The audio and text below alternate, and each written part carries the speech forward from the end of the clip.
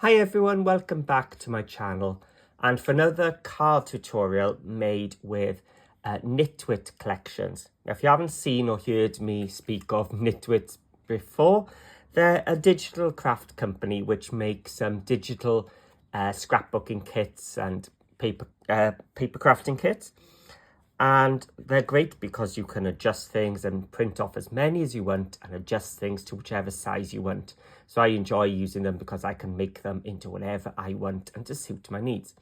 So if you've seen this, you're probably a member of my Facebook group, Paper Crafting with Paul, or in Nitwit Collections Neighbourhood, which is the two Facebook groups I've shared it with.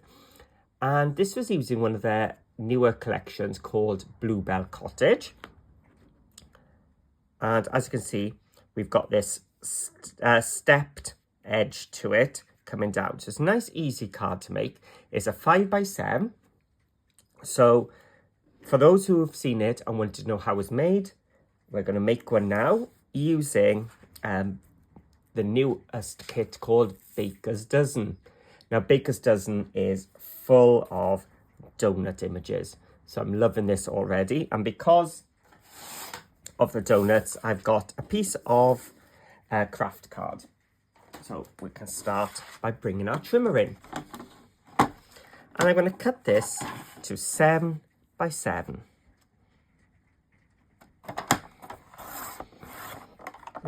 There we are. The trimmer wasn't quite in, and 7. But before I'm going to cut the 7, I'm just going to cut this at 1 inch. It's easier to do it now. There we go. Because I'm just cutting off that 1/4 inch, so it's easier to do it there. Okay. So I've got a piece of 7x7 and a 1 inch strip. So each of these branches here are 1 inch. So I'm going to cut my leftover at 1 inch. Just make some 1 inch strips. So I'll probably have more strips than I actually need here, so I'm going to stop there. And that means I could use this then to back some sentiments or something.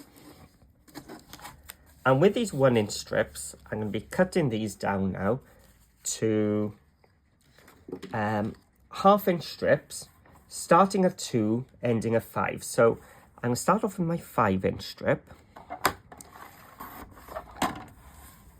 And what's left is 2, because 5 and the 2 was the 7 inches, which is what our card was cut to. So we've done our 2 and our 5. So this time I'm going to go to 2.5. And because I've got this quite long bit, I'm going to do my 4.5.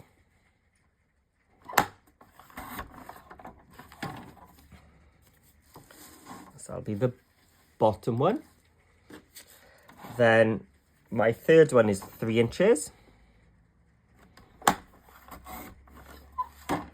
And the third one up would be 4 inches.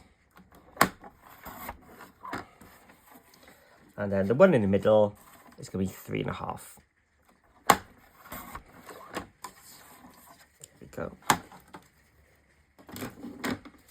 So you've got our 2, 2.5, 3, 3.5, 4, 4.5, and 5.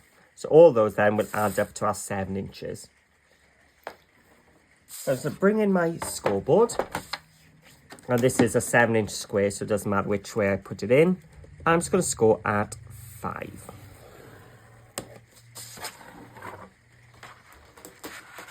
And fold. And that is my card base. And so what we can do then is just stick these onto the front.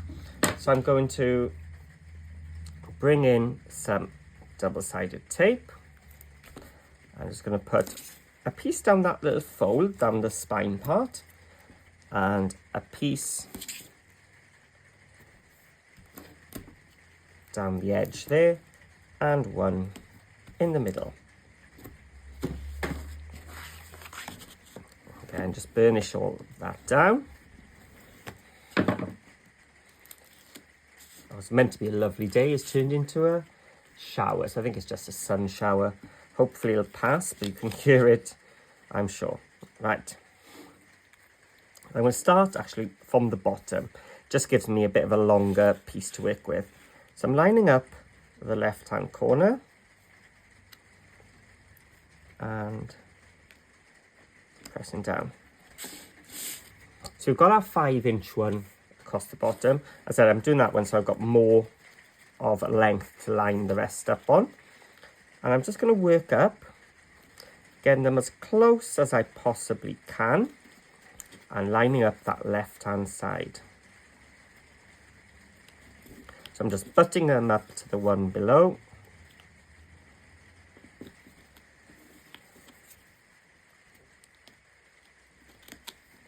And working my way up. And the final one. There we go. And that then is the card base done. And it's a case of decorating. So let's bring in some glue.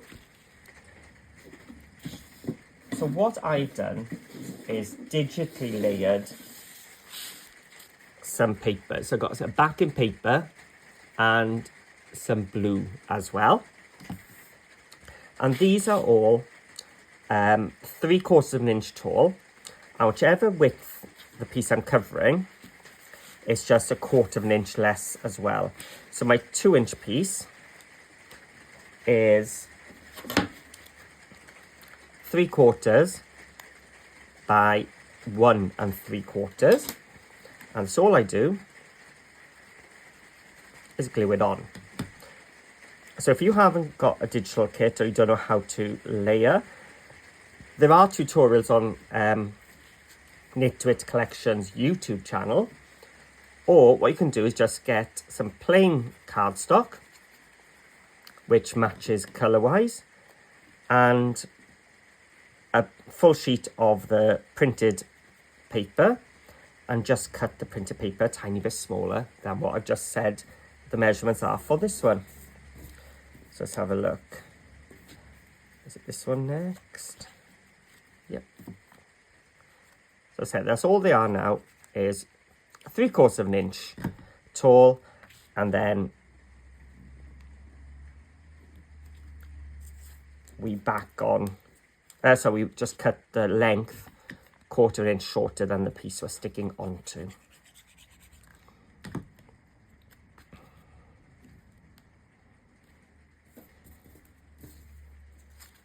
Let's have a look at this one. So I've kept the same paper on every strip, but you could then use different ones and show off all the papers from the collection, but just by putting it and making it sort of a patchwork.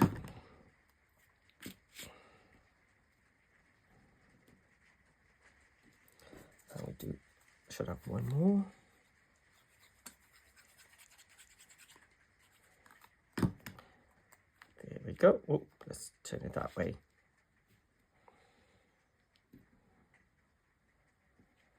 Okay, and then on the inside,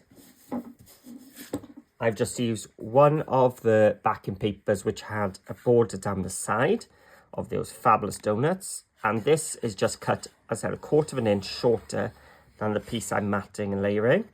So the back of the paper is 5 by 7, so this is 4 3/4 by 6 3/4.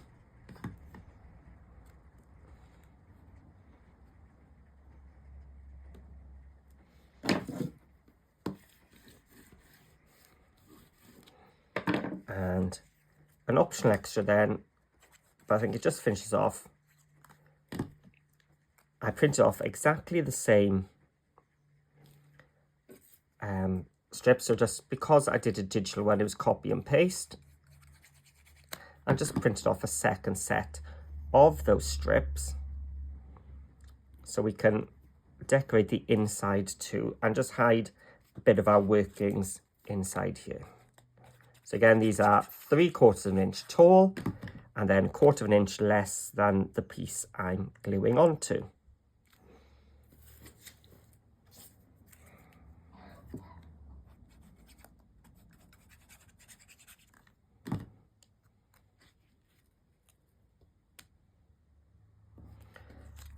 Just a few more to go.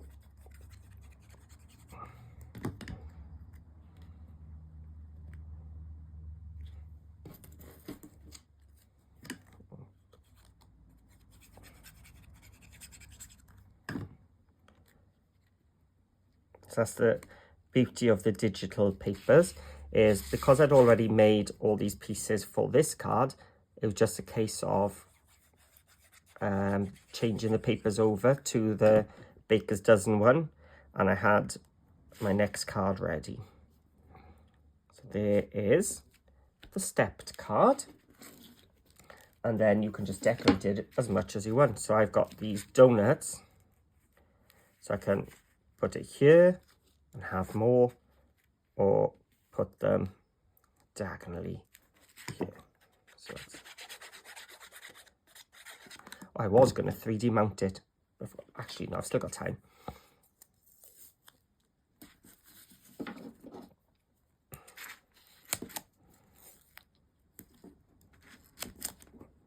So let's use some 3D foam tape.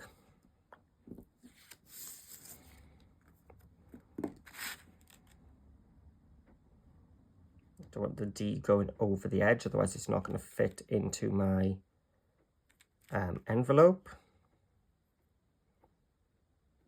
There we go. And then, because it's a digital paper, I can just copy and paste and have another one exactly the same size. So I can cut off any bits and decoupage them. So I've gone for the Your Birthday.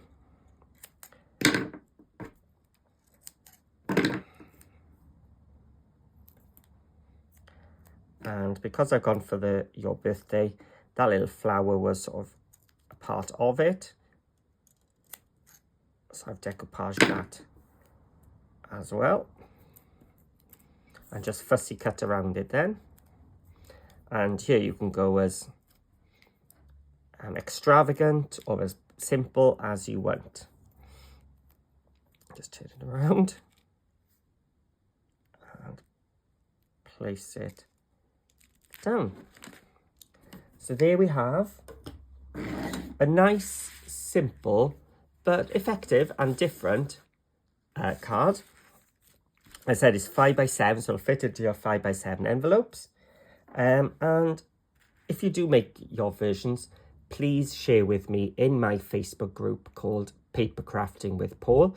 I do like to see your versions. And of course, share in the Nitwit neighbourhood if you use your Nitwit papers as well. So if you've enjoyed it, please, please, please give me a thumbs up and a comment below. It does help.